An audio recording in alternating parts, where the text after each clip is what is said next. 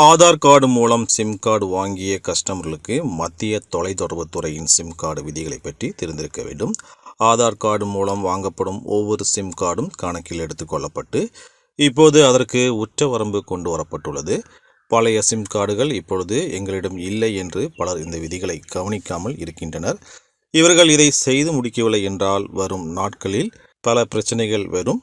ஒன்றுக்கு மேற்பட்ட சிம் கார்டுகள் ஒரே ஆதாரின் கீழ் இருந்தால் அந்த நபர்கள் செய்ய வேண்டியது என்ன அப்படிங்கிறத இந்த வீடியோவில் பார்க்க இருக்கிறோம். வீடியோக்குள்ளே போகிறதுக்கு முன்னாடி சேனலை நீங்கள் இது வரைக்கும் சப்ஸ்கிரைப் பண்ணாமல் பார்த்தீங்கன்னா மறக்காமல் சப்ஸ்கிரைப் பட்டனை ப்ரெஸ் பண்ணிட்டு பக்கத்தில் இருக்கிற பெல் பட்டனையும் தட்டி விட்டுருங்க. இப்போதெல்லாம் அத்தியாவசிய தேவை போல மாறிவிட்ட ஸ்மார்ட் ஃபோன் கூட சிம் கார்டு இல்லை என்றால் இன்டர்நெட் தொடர்பான சேவைகள் மட்டுமல்லாமல் வங்கி சேவை, மத்திய மாநில அரசுகளின் சலுகைகளை கூட பெற்றுவிட முடியாது. ஆகவே சிம் கார்டுகள் தவிர்க்க முடியாத சக்தியாக மாறிவிட்டன. ஆனால் அது தொடர்பான விதிகளை பற்றியும் நாம் தெரிந்திருக்க வேண்டும். சிம் கார்டுகள் வாங்கிவிட்டால் போதும், ரீசார்ஜ் செய்தால் பயன்படுத்தலாம், இல்லை என்றால் அப்படியே வைத்து விடலாம் என்று பல கஸ்டமர்கள் இருக்கின்றனர். இப்படி பல சிம் கார்டுகளை பயன்படுத்துவது, புது நிறுவனங்களின் சிம் கார்டுகளை வாங்குவது நம்மில் பலருக்கு வாடிக்கையாக இருக்கிறது. இப்படி கணக்கில்லாமல் சிம் கார்டு வாங்கியவர்களுக்கு இப்போது கதிகலங்கும் நிலை ஏற்பட்டுள்ளது. ஜூன் மாதம் அமல் செய்யப்பட்ட தொலைத்தொடர்பு துறையின் சிம் கார்டு விதிகளின்படி ஒருவர் 9 சிம் கார்டுகளை மட்டுமே வைத்திருக்க வேண்டும். அதற்கு மேல் வைத்திருந்தால் முதல் முறை ரூபாய் 50,000 அபராதம் விதிக்கப்படும். இதன் பிறகும் சிம் கார்டுகள் வாங்கினால் ரூபாய் 2 லட்சமாக அபராதம் அதிகரிக்கப்படும். இப்படி புதிய சிம் கார்டு விதிகள் நிர்ணயிக்கப்பட்டிருக்கிறது.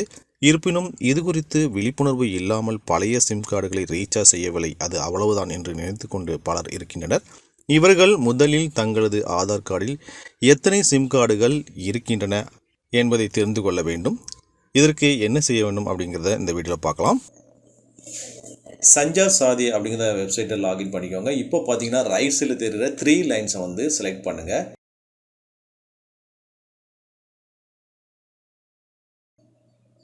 சிட்டிசன் சென்ட்ரிக் சர்வீசஸ் அப்படிங்கிற ஆப்ஷனை செலக்ட் பண்ணிக்கோங்க.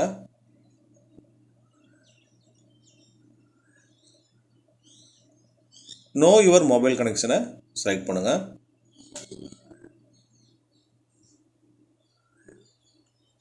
இங்கே வந்து உங்களுடைய மொபைல் நம்பர், கேப்சா, அதுக்கப்புறம் ஓடிபி நம்பர் இதை கொடுத்ததுக்கப்புறம் லாகின் கொடுங்க. ஓடிபி நம்பர் கொடுத்து லாகின் பண்ணதுக்கப்புறம் உங்களுடைய மொபைல் நம்பரில் ரிஜிஸ்டர் ஆகிற நம்பர்ஸ் எல்லாமே டிஸ்பிளே ஆகும். ஸோ இதில் பார்த்தீங்கன்னா இதில் வந்து நீங்கள் யூஸ் பண்ணுறது இருந்துச்சுன்னா நீங்கள் வந்து not my number, not required அப்படிங்கிற 3 ஆப்ஷன் இருக்குது.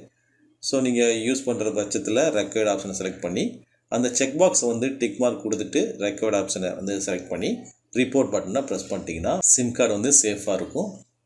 இன்கேஸ் நீங்கள் வந்து யூஸ் பண்ணாத சிம் கார்டு வந்து இதில் டிஸ்பிளே ஆயிடுச்சுன்னா நீங்கள் வந்து நாட் மை நம்பரை வந்து கொடுத்துட்டு ரிப்போர்ட் பண்ணிக்கலாம். உங்களுக்கு ரெஃபரன்ஸ் ஐடி வரும். ஸோ அந்த ரெஃபரன்ஸ் ஐடியை நீங்கள் நோட் பண்ணி வச்சுக்கோங்க. உங்களுக்கு ஃப்யூச்சரில் வந்து அது யூஸாக இருக்கும்.